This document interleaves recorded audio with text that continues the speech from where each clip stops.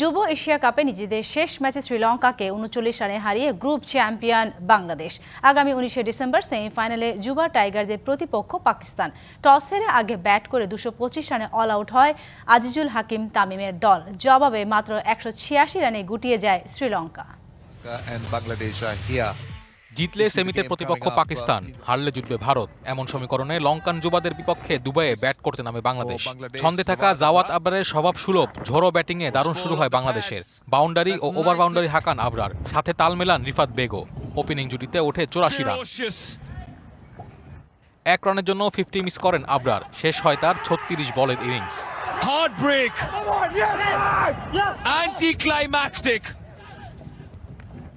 আরেক ওপেনার রিফাত বেগ ফেরেন দলীয় রান ১০০ পেরোনোর আগেই।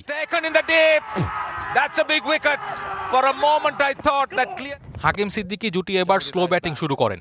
যেই পিচে ঝড় তুলেছেন দুই টাইগার ওপেনার, সেই পিচই হঠাৎ হয়ে গেল স্লো। ১২ ওভারে ৫৬ রানের জুটির পরেই ধস নামে টাইগারদের ব্যাটিংয়ে। ১৫৬ রানে আউট হন আজিজুল। ৩৫ রানের ব্যবধানে ৬ উইকেট হারায় বাংলাদেশ। কাবিজা গামাগের ঘূর্ণিতে বল করছিল স্কিড। ৮ উইকেটে ১৯১ রানে পরিণত হয় বাংলাদেশের innings. All time Roma. Taste it, love it.